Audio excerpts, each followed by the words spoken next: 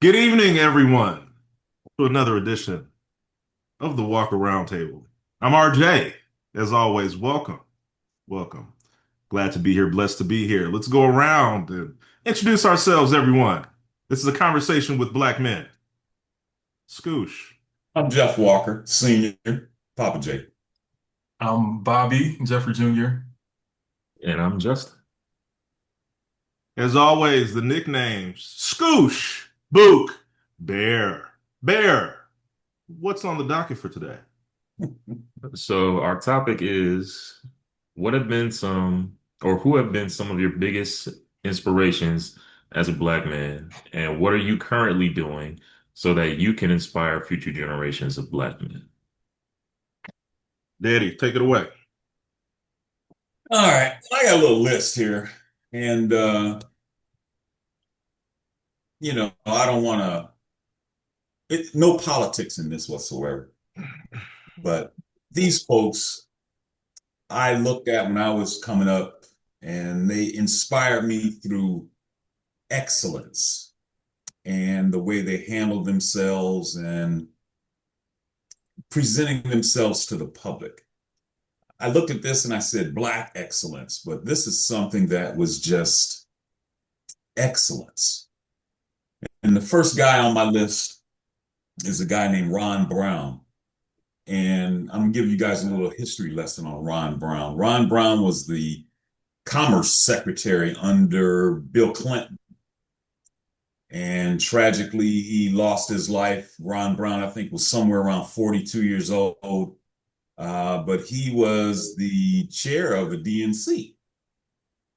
And he actually did a lot of campaign work for Bill Clinton.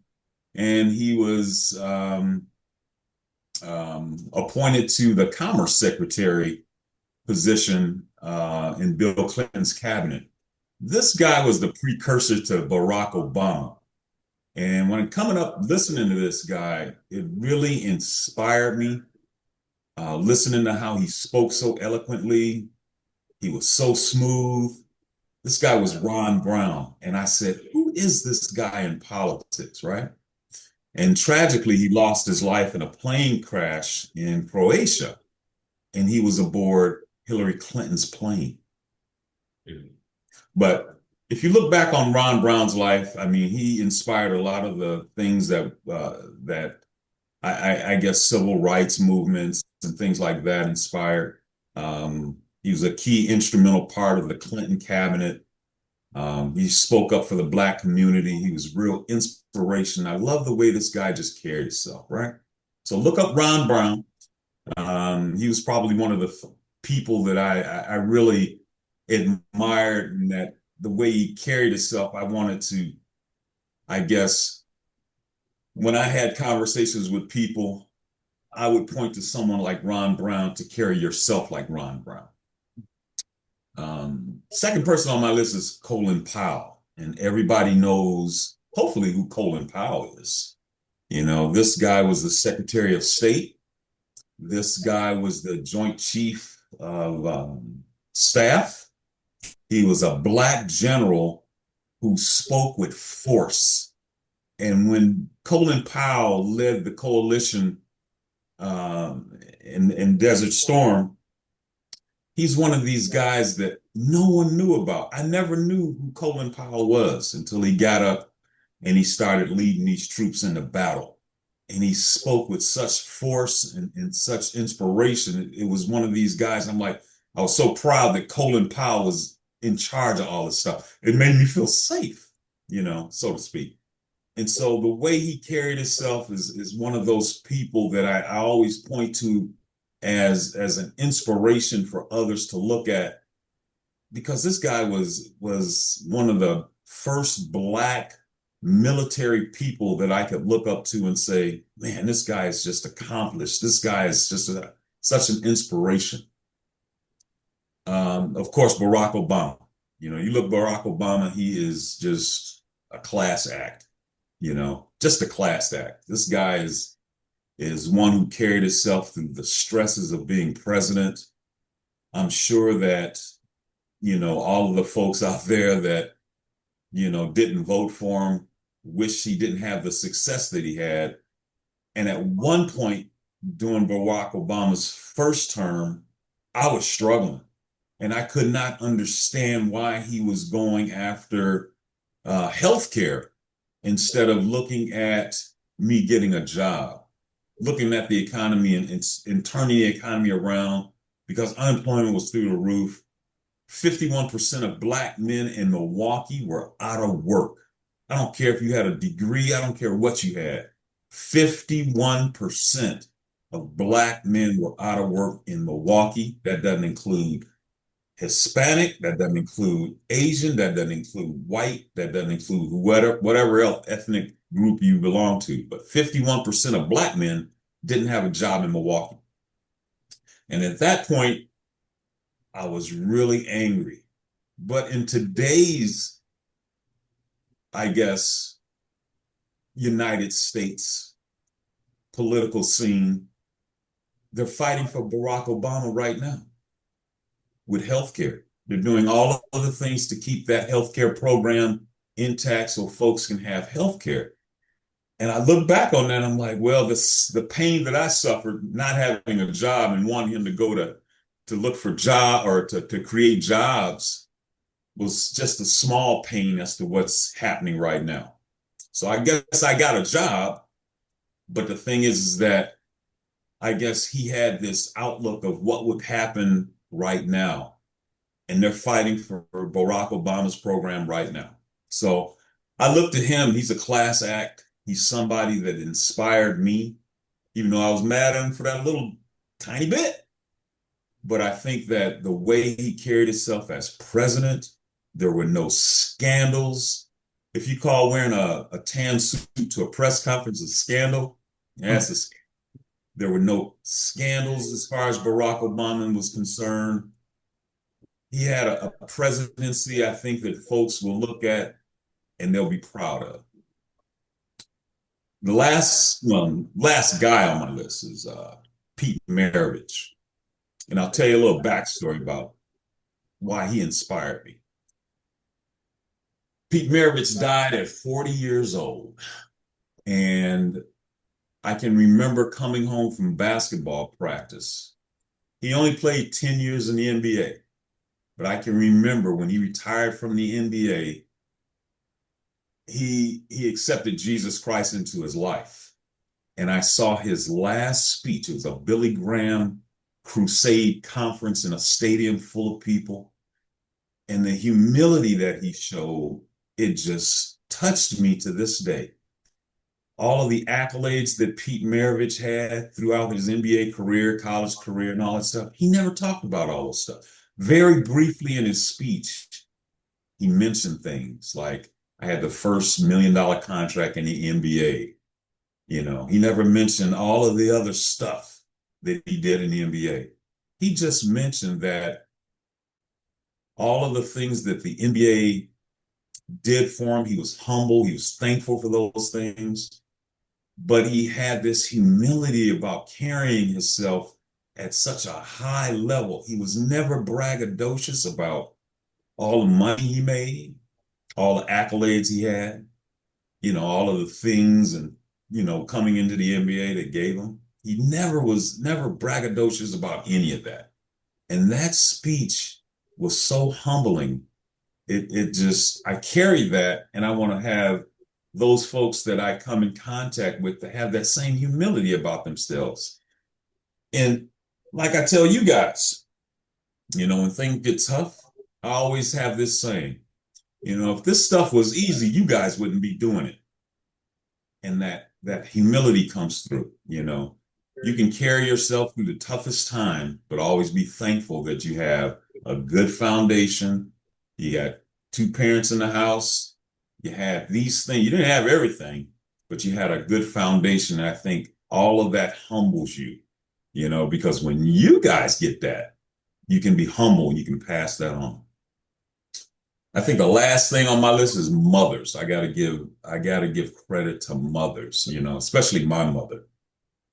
You know, looking at my mother, not educated at all, raised 5 kids, My father was in the house, but raised five kids. And I always remember her creating a Christmas with little or nothing. Everybody had something in that house. And it was just so inspiring to me to watch her cook this big dinner. And I'm like, where did all this food comes from? Where does all this stuff come from? We never missed out on a Christmas ever in life. My father always had a coconut cake on the table. He loved coconut cake. But looking at how she inspired me through her hard work and effort, she worked a third shift job. She raised five kids. I can remember her delivering my sister, my baby sister. I remember her coming home from the hospital with Kathy, your Aunt Kathy. And being, I guess, a woman back then was so difficult because she had all these things going against her, you know, could never have a higher paying job. She was always a nurse's aide, always a maid or something like that. Never had all of the things that a lot of folks have today. But going through life with my mother, it always inspired me to look at your mother and other women and saying, boy, these women were vessels. They created men. And so if I had anything to pass on, I'd probably pass on those lessons that I got from those people. And, like I said, when life gets tough, if this stuff was easy, you guys wouldn't be doing it. So that's my take on the question. So I'm going to pass this around. Let's see who can go next. I'll go to Mr. Justin. All right. So I'll kind of start from like the inside out, start with people from our family and then branch out to like celebrity influences or inspirations like that. So, so this will be a time where I'll get to, tell each one of you how in your own way you've inspired me or to kind of mold my own personality and how I kind of see things. So first I'll start with Daddy. So Daddy, I would say that you have inspired me due to your strength and your work ethic. You have been a great example, not only for me, but for Bobby and for Ryan. And I see that we get our work ethic from you, seeing how you've been, just from my earliest memories of seeing you work at like First Star, seeing you in a shirt and tie every single day, like suited and booted, ready to go out the door. And like that's kind of how I envision myself. Like when I walk out the door, it's like I'm carrying on my father's legacy when I present myself to the world as a professional black man. Um, and so I thank you for that.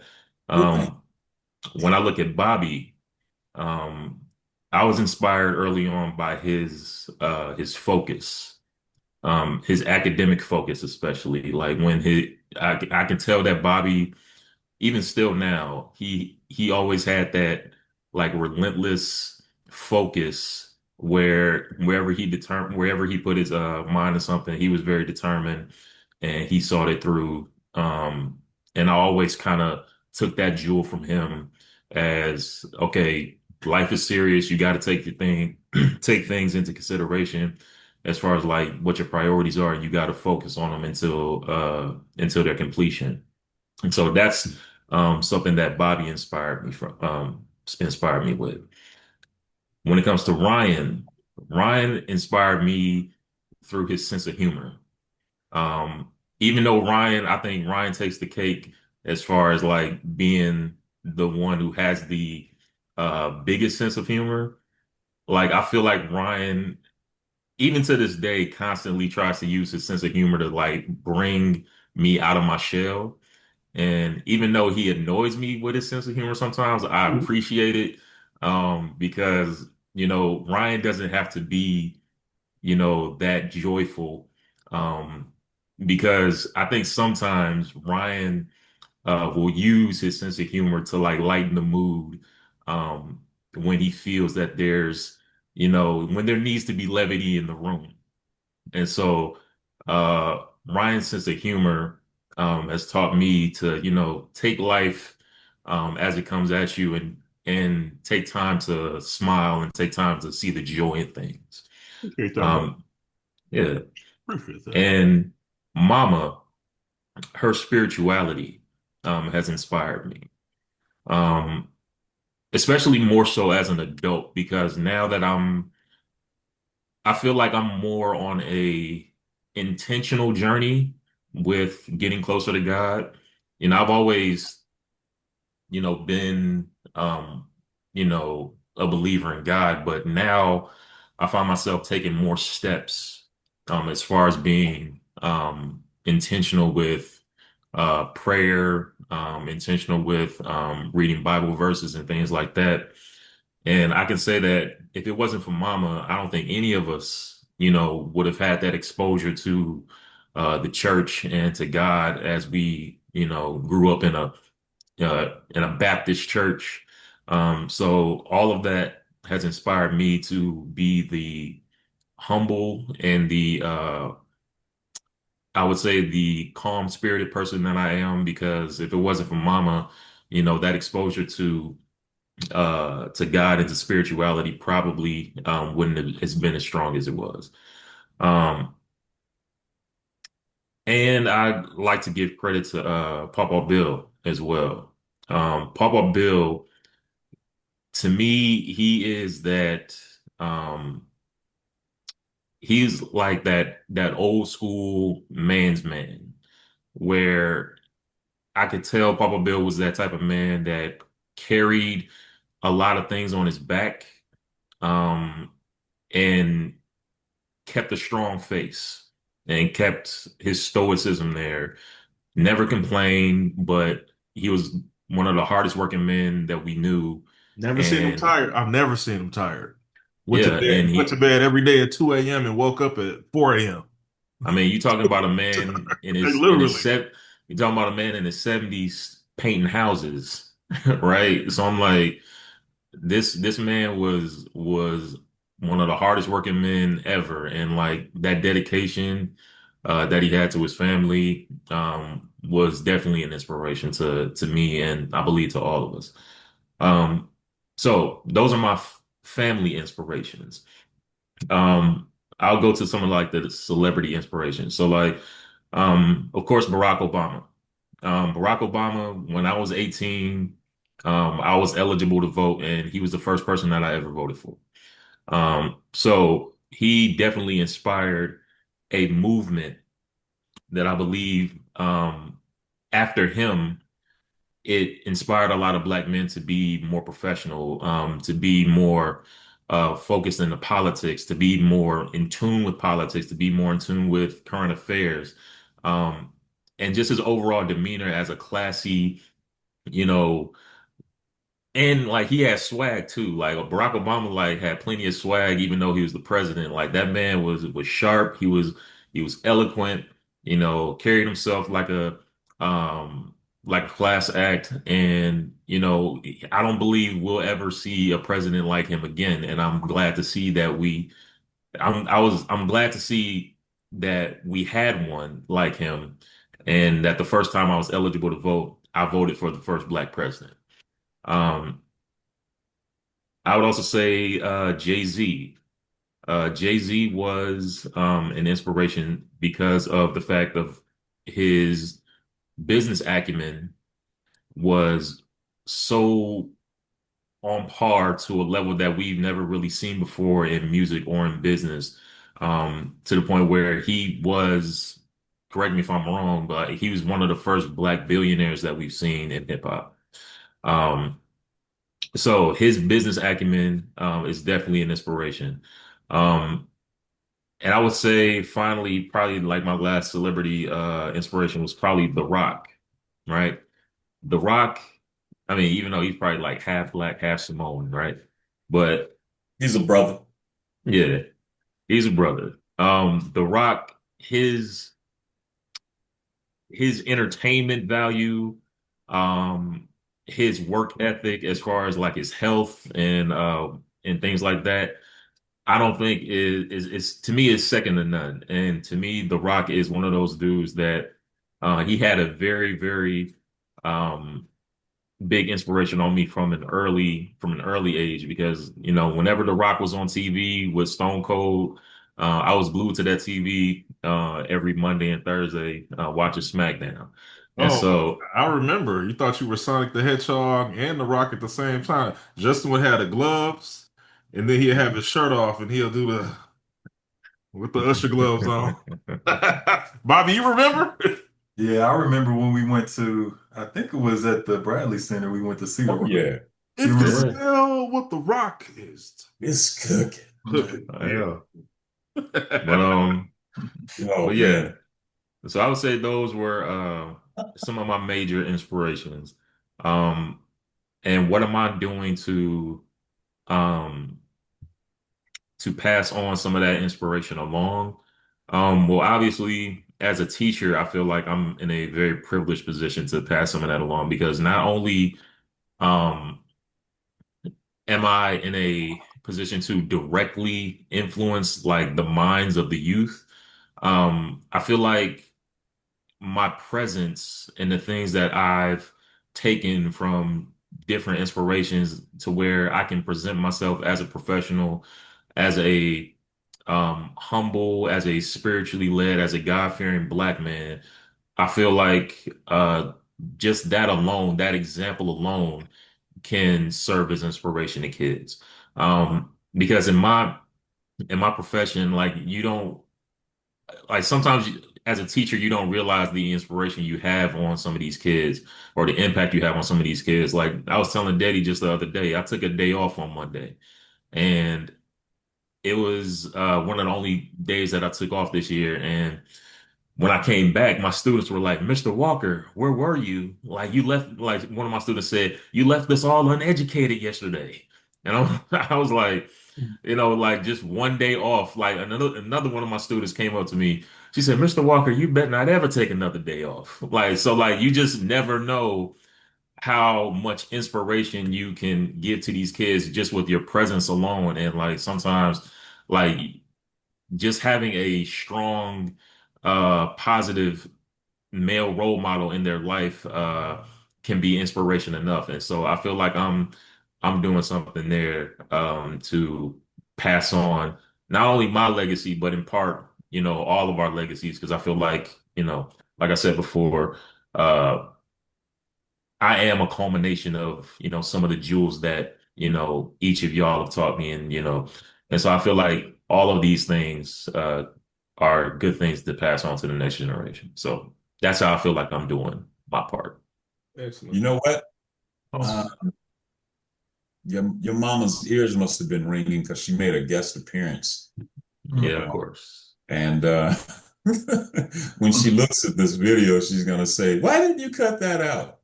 But all of the good things that you said about her, I'm sure she'll appreciate it. She wanted to Yeah. video. I saw her looking. Yeah. So who you passing the mic to, Justin? You can take it, Ron. Okay, well, I'll be real organized with this. It's going to be kind of similar, but a little different. So, of course, my influence as a black man comes directly from my parents, right? First and foremost, it's my parents, and my father is the covering of our family and the head of the household. So I always looked at him. I studied him growing up, right? One thing I always noticed is our father had a just a commitment about him that was very organized, very routine, very centered. He had his way of doing things, even the way he raised us. We get up in the morning, put us in the shower, we have our breakfast, we have our clothes together. He always had his coffee, and he was committed to not only his work, but taking care of his family and keeping things as settled and taken care of as possible, even through all the peaks and through all of the valleys, right? That's one thing that I realized, our father, he's still to this day, you go through a storm, it's nothing that you can't handle. You always do say that, Daddy. God wouldn't put you through it if you couldn't handle it. And the burden that you deal with, is linked to the capacity. So I studied our father and looked at all the difficult times and figured that, life isn't exactly just a smooth highway. It's going to be rocky sometimes, and you have to be able to adapt. You have to be strong. You have to be grounded. You have to be faithful, and you have to be committed. You have to have a good work ethic and a routine about yourself and stay organized and clear-minded. Um, and so, together with my mother, she's also an inspiration. She's a minister, so she's been my spiritual guide, and I've said that before here. It's fire and ice. Our father is very cool and very rational parent, always very even, and our mother is, he's ice, and our mother is fire. All right, she's a very tenacious and hot woman, even though she's a minister. But one thing I took from her is like her love, the way that she loves her family. And it starts with her husband, right? Um, she's the model for putting her husband first. You know, it's about Jeff Walt. I got to make sure my husband's, and I love the way she loves our father because we always knew that we come second. We don't come before our father in her eyes, which is the correct way.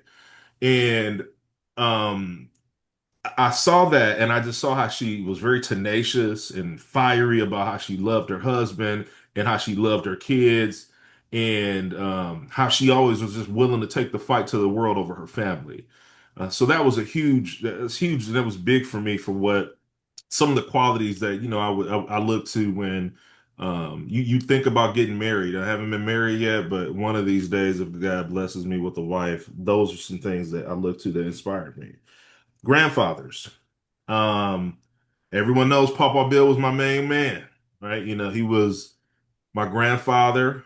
Um, and he was, outside of our immediate family, I always felt like he understood me from the space of me being the middle son, right? Um, and so that was a different dynamic, right? I had my brother who was Mr. Man, Mr. 4.0, Mr. Football, basketball, baseball, doing everything right. Huge shoes to fill. And the baby-faced assassin, Baby Bear, who's always cute and he never does anything wrong and always get in trouble for everything he does. It's kind of hard living up. It's kind of hard being in that because you got one brother who's Mr. Man, and then just the baby faces, and then it's me, and I was kind of bad. I was like Dennis the Menace or Bart Simpson, right? And I'm getting good grades, but I'm fighting, and I like girls and stuff, whatever. My You grandfather, know, let me cut you off right there because I was 1,000 times worse than you would ever be in life. that's So, that's I good to hear mean, because I was always labeled the bad one out of the three. So. I don't have that nickname for nothing. Believe me. But You- anyway, I'm sorry. Go Yeah, ahead. I mean, and that, and so that, my grandfather made me feel like I wasn't out of place. I think he put that together because as a kid I felt like, I was out of place sometimes with my brothers because, you're talking about two great brothers, but one who's just always so cute and then the other one who's always accomplishing everything and you're like trying to fit in. I always kind of felt that he helped me feel like I had a place. And he was a man's man. I think the thing that really sticks out about Papa Bill is Papa Bill, and it builds on the work ethic. I saw his relationship with you, Daddy, and I felt Mhm. like y'all had this sort of father-son synchrony. Like, y'all, it was just y'all kind of had this ebb and flow. Like I saw how you looked at him and I saw how he looked at you, and I looked at both of y'all. And it would be in the middle of a blizzard. He'll get up at 4 a.m., get his toast and a cigarette, maybe half a piece of toast that's hot. The coffee would just be super hot. He'll put all of this sugar in it. And I always try to figure out how he was able to drink the coffee right out of the pot every time. Anyway, he was drinking his hot coffee, he'd have his overalls on, Coca-Cola hat. He'd throw some of that old man cologne on and he'd be down there, down on Good Hope or whatever it was or was it Good Hope or Brown Deer at the Coca-Cola factory, right? So driving the forklifts. He'll come back. It's 5 o'clock. It's a blizzard. He'll eat, drink big thing of Coca-Cola, and he would have all of these grandkids, and I was one of them, hanging on him, Daddy, Daddy, Daddy. All of us in the house after school, and they're all hanging off of him, and he's sitting there. and then he would leave, and then he would go and answer calls at these different properties, solving, and he'll come back and it's 8 o'clock and it's ice cold outside, and he just would do it every day. Right. So it was a testament to the success. Papa Walker, I wasn't around as much, but I love Papa Walker because he was older than our other grandfather, Papa Bill. And but I learned a lot about him because his nature, was such a gentle and calm person. His spirit, and he had this commitment because, even though he was getting later on in life, when, I was coming up and his health was kind of on the down, as long as he was able to drive, and, because we were still younger when his health was kind of going down, as long as he was able to drive, he always would come over every Saturday morning, hit all the homes, and he would stay for about an hour or two to show his face. And I admired that because, y'all side of the family wasn't as close. It was different. But his commitment, and I said, whatever capacity he had to show his love, he showed it. He showed up. He would show up and he would spend time and he would talk with us. He was just the most gentle and kind man. And I absolutely loved him. And I try to take bits and pieces. So in the last part from the family, of course, my brothers are inspirational. My big brother Bobby, or I call him Book. Academic precision and excellence, right? That's why, I'm a nerd, right? So everyone knows, I've always been a nerd. Even when I was a kid, I was always getting into stuff, but I had good grades. But my academic precision, I studied my brother. My brother was always the most excellent academically. And I studied him, I asked him questions, and I took that with me. The commitment, the way his study habits, even when I was in college, I would call him and ask him stuff. And I took that, and my brother was so organized and such an organized thinker, even down to his handwriting. And I looked at all those different things about how polished he was, not only academically, but how organized he was in life, as had that engineering mindset. And I took that. Justin, on the other hand, reminds me of our grandfather, Papa Walker. Just a gentle man. He looks like him to me. He has the same sort of cheeks. I always joke with him, but we all kind of have Papa Walker's cheeks. But Justin looks like him without the mustache to me. Bobby looked like him when he was a baby. We all kind of look like him, right? So, but Justin looks like him the most to me, and Justin has a very calm nature. And I like talking to Justin, and people don't know this. I get advice from Justin too. I go to both of my brothers for advice. And I'll talk to Justin, and Justin is like the most nonchalant, don't let it break your spirit. I'm not gonna let anything get to me, right? And that's good knowing that because I've always dealt with chaos. I've always worked in chaotic environments as a manager. I've always had lots of things going on because I'm a very ambitious person. So I have my hands on all this stuff in life, and things get on me sometimes, right? Trying to manage all that. So it's good to be able to talk to my little brother. And he's like, man, every now and then we just chill. We relax. And that's just life. No big deal, right? So, and then the last couple, and I'll finish up quick. Um, Eddie Murphy and Chadwick Boseman. Those two actors really hit a heart, hit into my heart with Coming to America is my favorite movie, and Black Panther, which was probably the first movie I ever shed a tear in without being sad. And what do I mean? I think that, there's depictions about our culture. Africans in general are the first people, right? If y'all don't know what Africa means, the real name of it actually means Garden of Eden. And if we trace it all the way back, our people are the first people, right? But the depictions and the oppression that we've been on since we've been on this earth, especially in this country, it's translated into a way of thinking that I think a lot of us don't understand, that we come from royalty, that we are royal, that even the things that we do are so talented and royal, even though we haven't been able to monetize and create systematic structures of being organized within the diaspora. Seeing that really touched me coming to America, and then seeing Black Panther, being able to see modern royalty and currently. And that meant a whole lot because that's where you take your mindset. Barack Obama, was on the back heels of that as a president. Excellent, excellent in every way. Excellent in how he articulated his ideas. family man, how he was competent to be in that office, his accolades. All of those things really, really hit because it tells you where you can go. If you keep God first, you build your skill set and your competencies, you get educated, the sky is the limit. In the last three, of course, it's Malcolm X, Martin Luther King, and those two are the biggest names in African American civil rights, right? In the modern history that we understand. One was more nonviolent than the other, a nonviolent, peaceful, and then the other one was by any means necessary. We're going to get our um, point across and we're going to take our rights. And they were two yin and yangs with the same mission, right? And I admire both of those brothers. And those are some of our forefathers that I think I have a lot of that in me. I have probably more Malcolm in me than Martin Luther King, but I think I have both of those, but I really honestly think the person that kind of undergirded it, that started it all, was somebody that they don't talk about as much. They talk about his movement, they talk about the Harlem Renaissance, they talk about the NAACP, but they talk about Marcus Garvey, who was a foreshadow of both of them. And he was pretty much yoked, and I feel like I'm more like him than anybody, right? Like the way I see the world, the diaspora,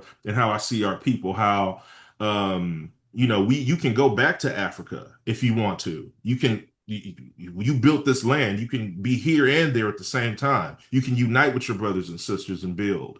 And so looking at that, it's like all that you could be, and you're a king. Wherever you are, you're a king. The skin you're in, be happy, right? Be happy. You're a shadow. You're a reflection of God's grace and God's love, and you're fearfully and wonderfully made. And those are the things that Garvey taught. To be black is to be excellent. From the African diaspora is to be blessed. So that's my list. And Bobby, you can take it from here. And this one is a hard one to go last on. Oh, gotta follow that Yeah, yeah. I act. I'll do my best. All right, so Don't let the Sandman come in. yeah, no, it ain't gonna happen. All Okay. right, here we go.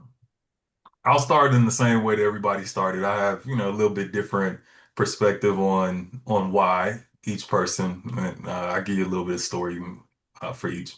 So to start off, my parents inspired me from the very beginning, right? So I look at Daddy as one who I've very regularly have seen been I've seen you be calm in the middle of storms.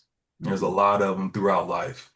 And most of the time you are able to navigate those things in a with a perspective that most people wouldn't take, right?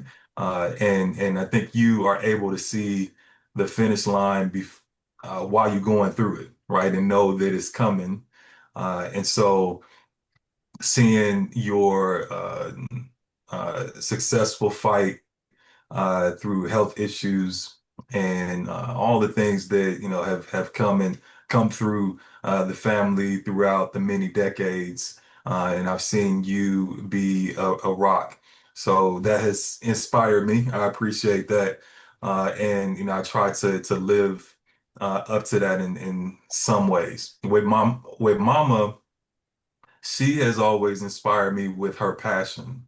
Mama gets excited and passionate about a number of things. And I think the reason why I've connected with that is because I like to do a lot of things. I like to learn a lot of things. I like to um, try to try to get good at things that I'm interested in, right? And I've seen Mama take on those things and not be afraid to try um, new activities, new hobbies, new whatever it may be, right? If she's interested in it, she will do it and be passionate about it. And so I've always appreciated that for her, and I think that that's both of those aspects, both parents have inspired me and helped me become the person that I am.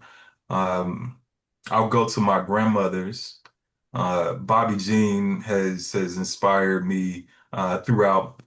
I've always had since I was younger, a strong relationship with her, and I've seen her go through a lot of different things and be um, the only black person in her nursing graduating class back when that wasn't a normal thing, a regular thing. And that's I remember the old picture in the office in Milwaukee, in their house, where she had a picture of her graduating. And I think I took that and saw that, hard work will pay off. It doesn't matter doesn't matter who's around you. If you work hard and you do what you need to do, most of the time things will work out. All right. And so I saw that as inspiration.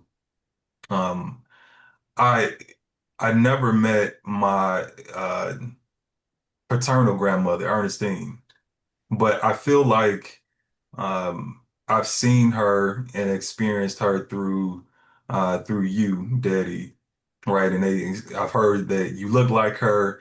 I've heard things about her personality over the years, and I recently saw a picture you sent of her when she was about 20, 25 years Yeah. old that I had never seen before, and we enhanced it. I'm like, oh wow, that's how Yeah. she looks. So it connected me. So you know. I get that inspiration even, because I know what impact she had on you, what impact she had on my aunts and my uncle, and so I appreciate her for that. My grandfather's Papa Bill, Papa Walker told me that wrestling was fake, Justin. He came over one day. Hey, man. I was watching. I remember it was something like. It was something like Oh Hulk man, Hogan versus the that Ultimate ain't Warrior, real. something like I, that. I mean, get a rock bottom or a stone cold stunner and tell me that ain't gonna hurt though. I was watching it, I remember it, and I'm like, oh yeah, Papa Walker, look at this. He about to jump off the top rope. Oh, And that ain't real. he was coming with that elbow down, somebody, whoever it was. He was like, Bob, you know that's fake, right? I said, what? He It's just popped fake. your balloon right there, right? It's fake. Look at that He was blood. the guy But that told me Santa but Claus wasn't real. but you I know can't what, believe it. Papa Walker was real as a matter of fact. This That's how it went. He was like and yeah, he told me that wrestling was fake and ruined wrestling for a while for me. But Ryan mentioned something that was so true. It didn't matter how old he was getting.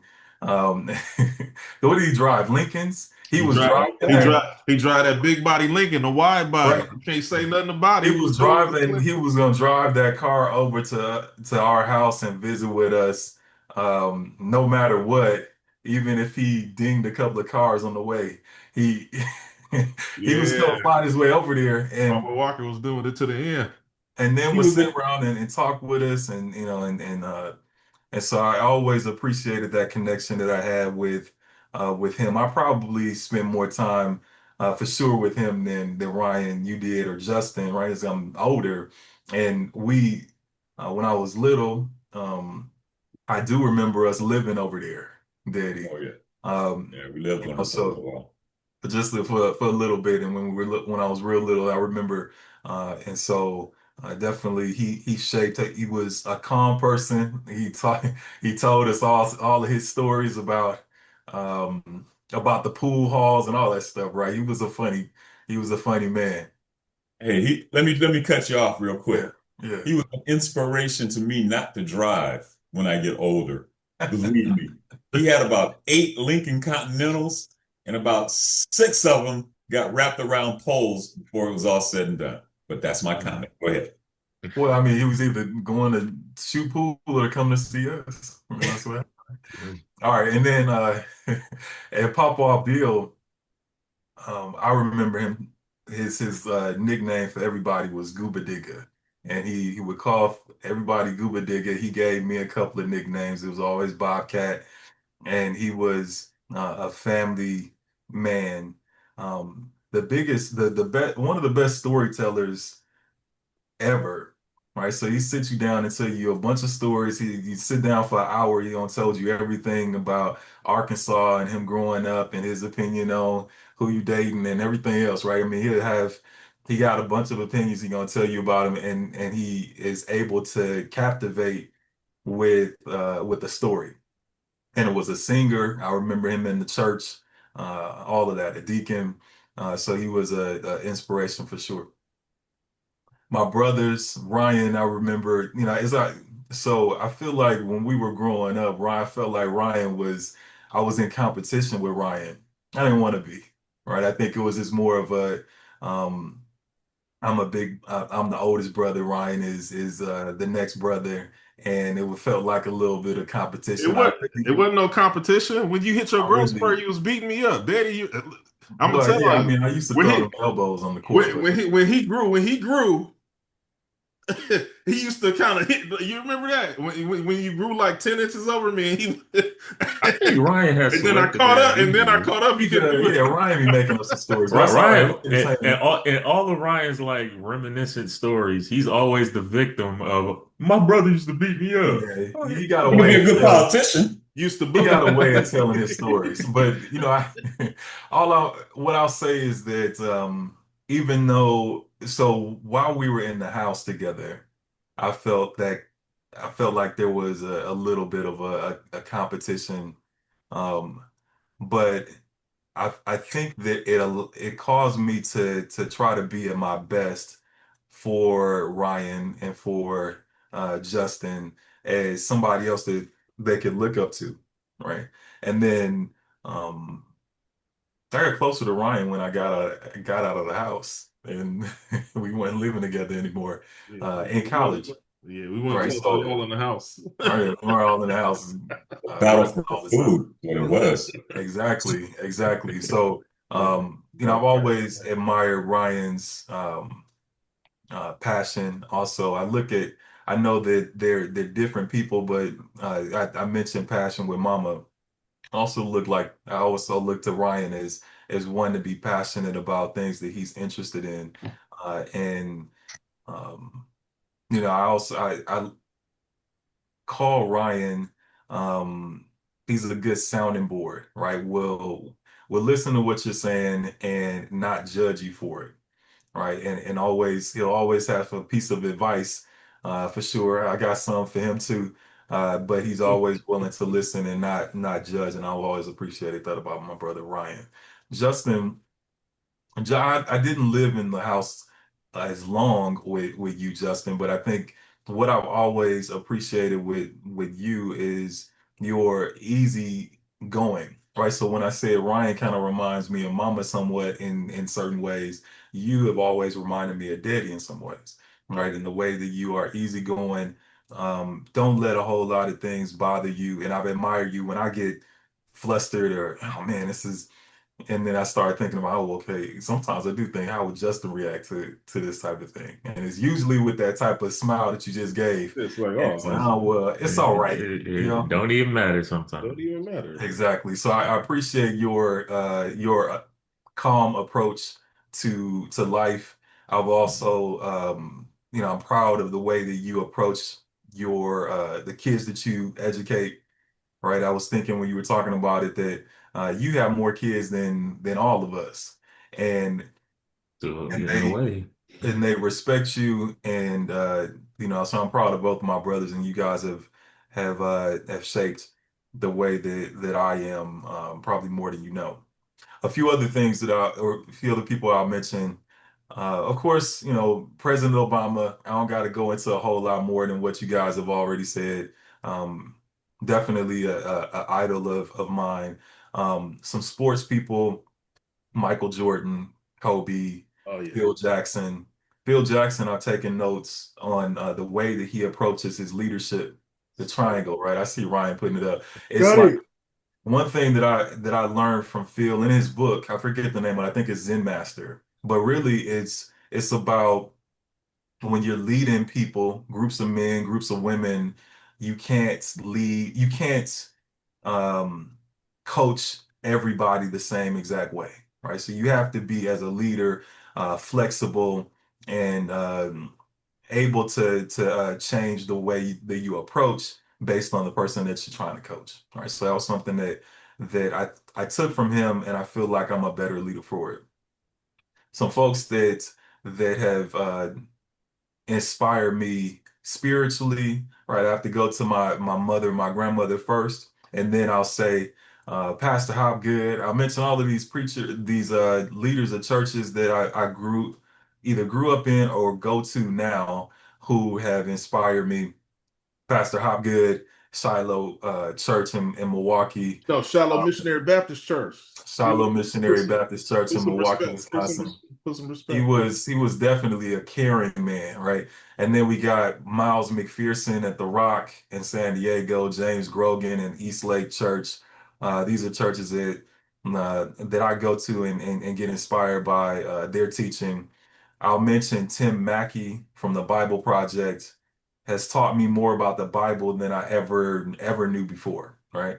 And then Michael Todd from from Transformation Church. All of these people in their ways have helped me grow spiritually. Last person I'll mention, there's a bunch of friends, and I was thinking of like, okay, what black man friend do I have that I felt like have been inspired by, and it's my friend Juan. So I want to call mention him because he's definitely an inspiration.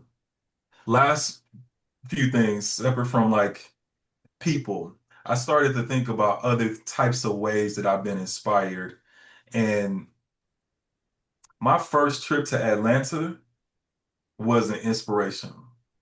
I had never, I mean, growing up where we grew up, um, we had examples of black professionals like Daddy, like Mama, like our grandmother, but I had never seen a black doctor before, right? I'd never seen a black lawyer or black engineers or people like that, right? Until I went to one of our cousins used to live in Atlanta, Junior, and went to visit him, and I'm like, man, what?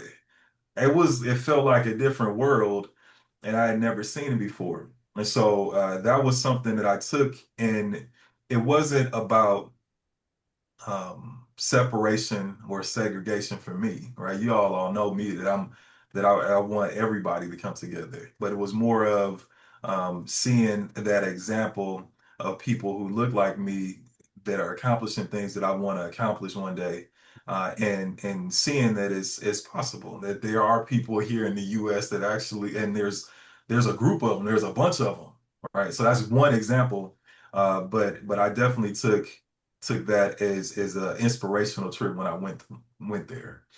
Um, Last few things, we went to. I think all of us went to. Me and Justin went to the same high school.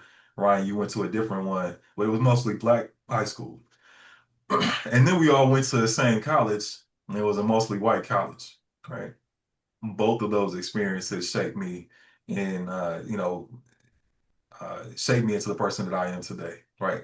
The the high school experience, I think it built confidence, it built um, fluency in my culture, being around folks that look like me and continue to build pride in who I am, right? Going to college and then having that reverse, and I'm the only person that looks like me in a class of 300 on a regular basis, right? What that taught me was that I could I had to learn how to live in a professional world where it wasn't going to always be, it wouldn't always look like the walk around table in conference rooms, right? So, how do I go in here and still succeed? How do I go in here and continue to make an impression on people that I'm around? How do I go in here and let them know that I'm supposed to be here, just as much as they are, right? And how do we work together? Because we're all people. And so all of that, I think those experiences helped me, and they continue to pay dividends today in my professional life. So those are some of the inspirations right now, how I'm living it out at work every day, um, leading as a father, teaching her and leading her, helping to try to make sure that people get the services that they need, and making sure that we are more a support and not some people who judge. Right? That's something that I continue to hammer to everybody that I come across. I'm not gonna judge you because I don't want to be judged. And I'm not somebody who should be judging, right? Only God can do that.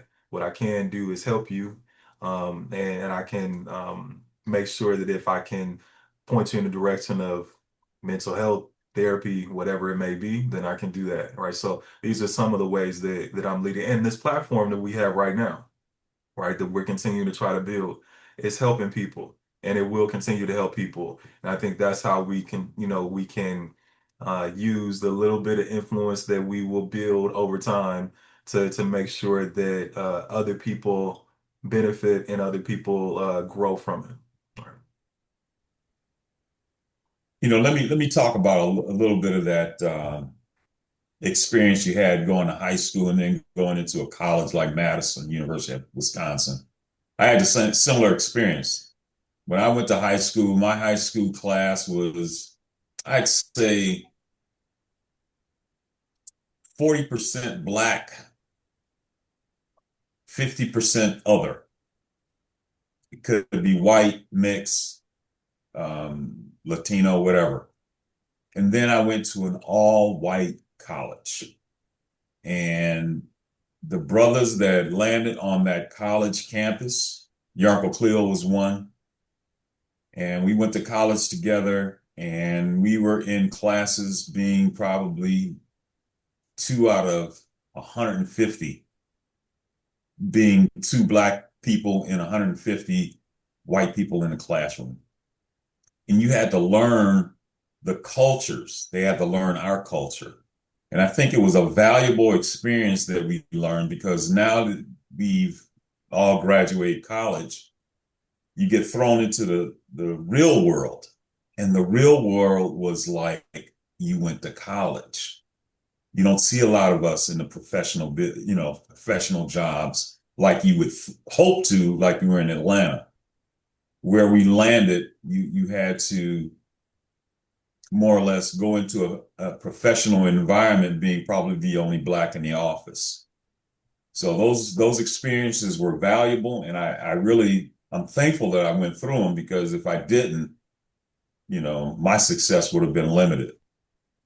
So those things that you have gone through, each of you, I think, you have to value those experiences, because if you didn't have that other side, the mixed, diverse other side of being in a mix of all peoples, especially in the University of Wisconsin. I mean, there's people from all around the world studying there at a high level.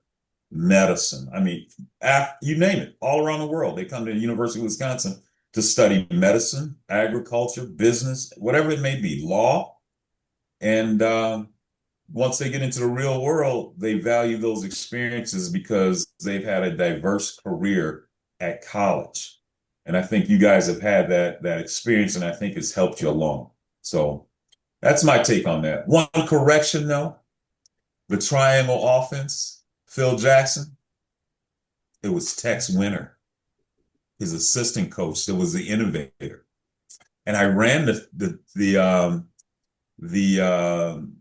triangle offense with you. Yeah. Bobby, when I coached No, Bobby. it was a little older than Pee Wee basketball. I think we When were I coached Bobby, and what was it? It was AAU or something like that. something like that. But yeah, I think we were young teenagers. Did y'all play at Yeah, Vincent? Y'all played at Vincent? We played at Vincent. Yeah. that's it. But that was the triangle offense, which I ran in college, and that was Tex Winter. It was Phil Jackson's assistant coach, and he passed away in 2018. Baddest offense in the world. It won 6 championships out of Chicago.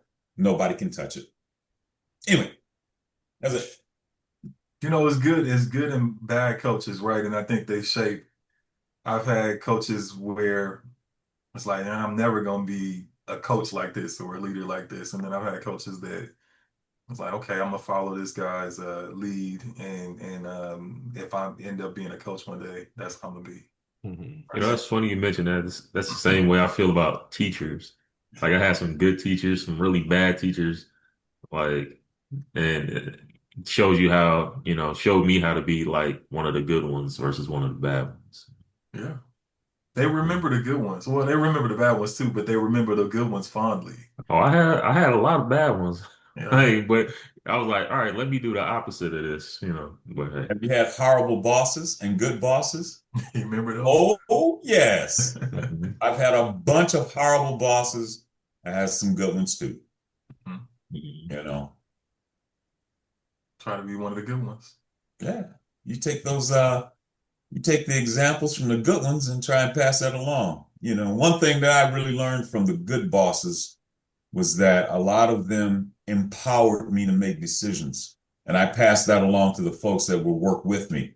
I never say people work for me. I always said that they work with me.